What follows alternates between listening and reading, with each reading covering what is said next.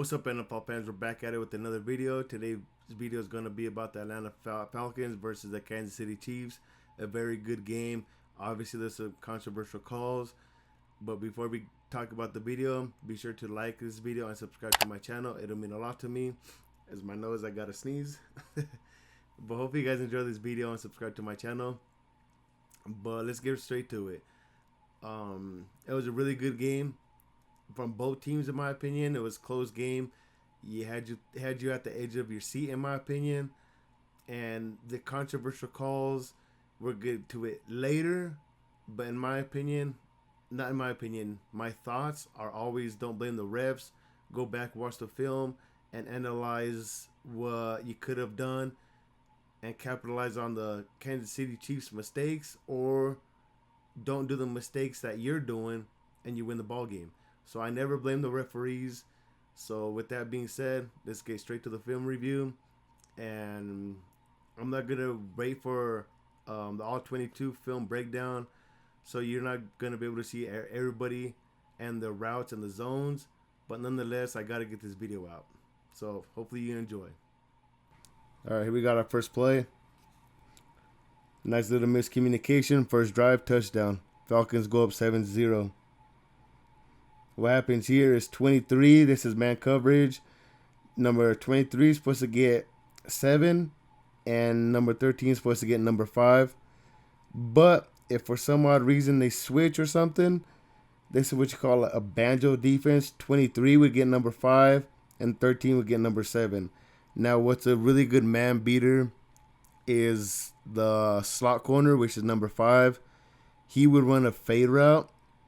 And then number 7, which is Bijan Robinson right now, he would just either stay there or he does like a drag route or a slant route. And what happens here, they did communicate, but I wasn't able to really get them communicating. They try to communicate, but number 23 just assumes that he's going to get Bijan Robinson, even though he's possibly in the wrong, because 13 did try to communicate with him. And I don't know if he didn't see it or what, but ends up being a miscommunication. Easy touchdown. As you can see, this is what a fade route is. Usually if there's a corner draped all over him, like if 13 would have followed him example, you'd probably throw it back shoulder or something like that. Or just high up in the air because he is like 6'6". Maybe 6'4", but nonetheless, he's a tall wide receiver. But yeah, that's what happens here. Miscommunication, fade route, touchdown.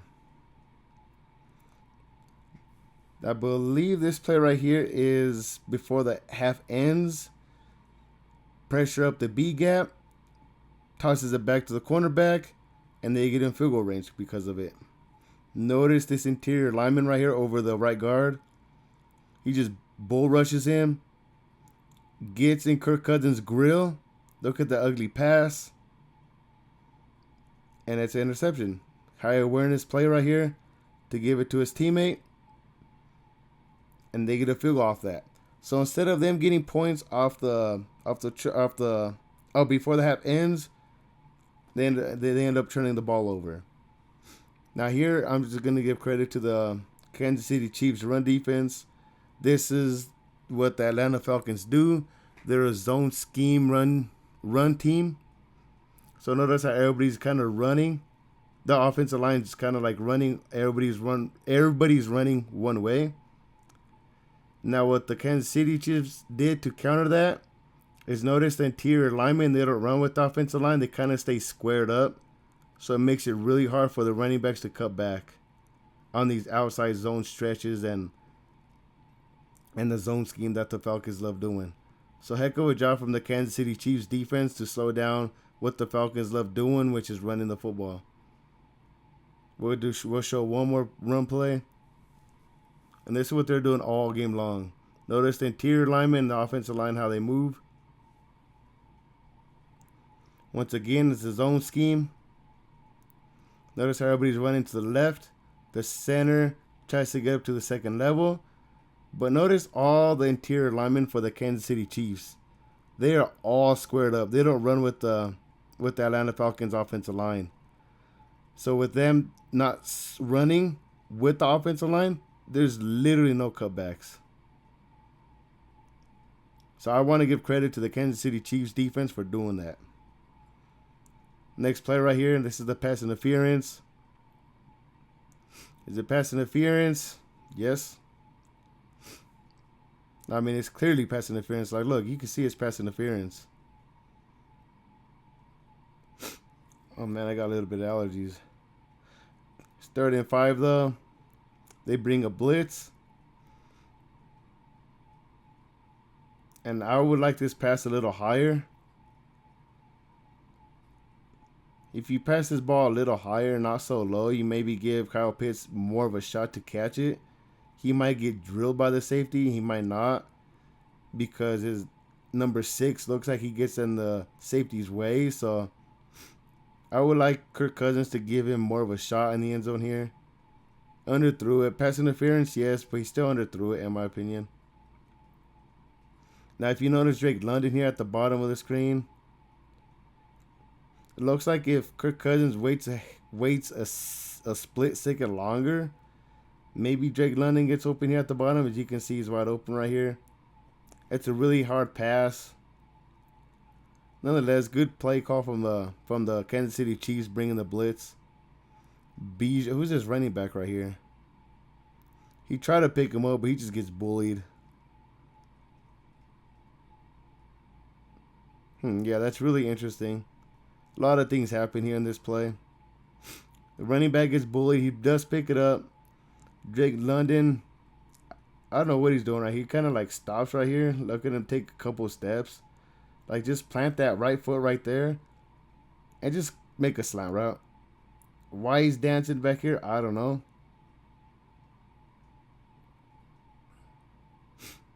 Okay, so let's move on now to the next play. 4th and 5. Incomplete. Now right here, you could easily take your points, and that pass interference call, it just kind of goes out the window here, because you were doing a really good job slowing down Patrick Mahomes. So you can easily argue that you could kick your field goal here. But because it's Patrick Mahomes, I think they got scared and they ended up going for it. They sent the blitz, and it's just a horrible underthrown pass again. Once again, to another tall receiver, just highball this.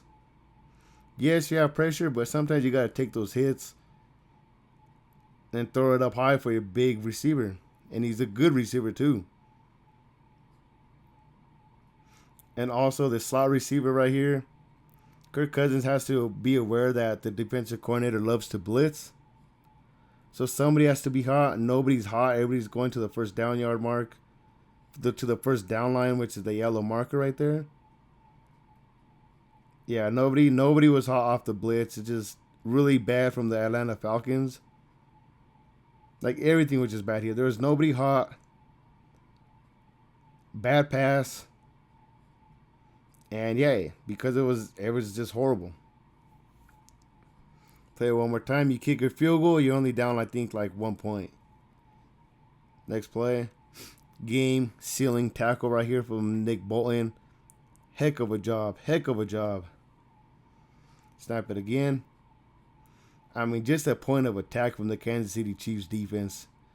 I mean, look it. They're already like 2 yards behind the line of scrimmage. And this is why you might need a fullback still. First of all, I don't like this play call at all, but that's not my place to say that I like it or not. Whatever, I'm going to say it anyway. This play is garbage. You got to throw it out the window. But this is why you might want a fullback. A fullback probably sees that hole, and he probably picks up Nick Bolton, and it's probably a first down. This is 2 running backs. He probably wants to just get to the outside, but Nick Bolton just makes a heck of a play.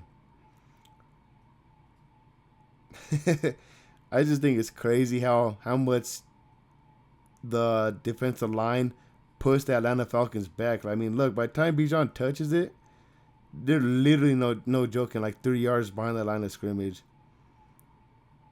Nick Bolton, if you just read Nick Bolton, if you just look at him the way he plays, kind of plays it slow, and he sees that, what is that? It looks like the C gap. C gap open up, and he just burst through it, and beautiful tackle. So as you can see, the Atlanta Falcons did have some opportunities to win that ball game. Was it pass interference? Yes, I'm not going to sit here and say it wasn't. But that's not the reason why you lost. That is not the reason why the Atlanta Falcons lost this game.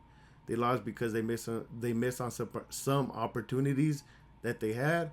They didn't kick their points when they're supposed to.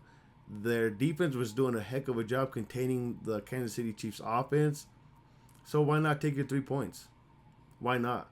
After the first fourth down, when you didn't convert it, the Atlanta Falcons stopped the Kansas City Chiefs. And then right there, as you saw, the second and fourth down, you're in field goal range, boom, you win the game. I mean, do the math. Like, you can't be scared of who you're playing against. You gotta trust your team and trust the process that you built. And to me, looking at that game, you were in perfect position to win that game, but because you're scared of who's the quarterback on the opposing side, you lost the game. Sometimes you got to trust your team more than who you're playing against. So that's all I got to say. Hope you guys enjoyed this video. Thanks for watching. Peace. I'm out. And always remember to be kind to one another.